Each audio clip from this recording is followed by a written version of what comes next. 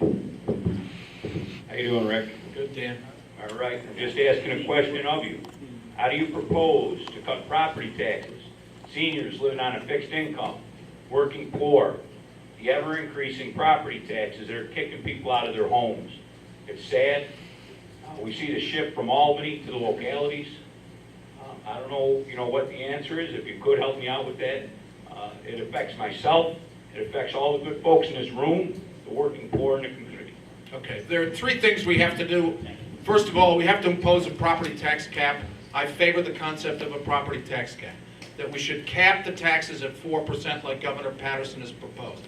But that's not the entire solution, because that won't provide property tax relief right away. What we need to do is combine it with a circuit breaker. The way the circuit breaker works, you would only have to pay a proportion of your income for property taxes. Once you reach the ceiling on property taxes, your property taxes would be paid by the state. So in essence, what it would do is it would immediately say to the working poor and the middle class, you only pay a certain percentage of your income as property tax, and the rest of that is picked up by the state. It would lower the property tax burden in many urban communities as well as suburban communities as well.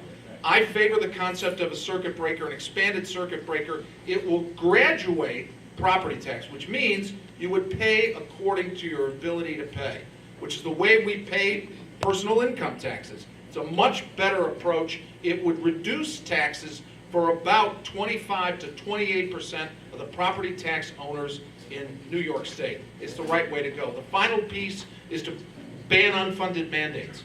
Too often in the past, the state legislature has approved mandates that drive up the cost to local communities, drive up the cost to school districts, and so to pay for those additional costs, they've had to raise property taxes. When you put all three of them together, the property tax cap, the circuit breaker, and a ban on unfunded mandates, you hold the promise not only to reduce property taxes in the long run, but you'd also have immediate relief for property taxpayers through the circuit breaker. That's the way to do it. For too long, we've pegged property taxes purely to the value of the home. What it's done is it has often most egregiously affected senior citizens, people who stay in their homes. Their home value goes up, the taxes go up, but their income remains the same because they're retired.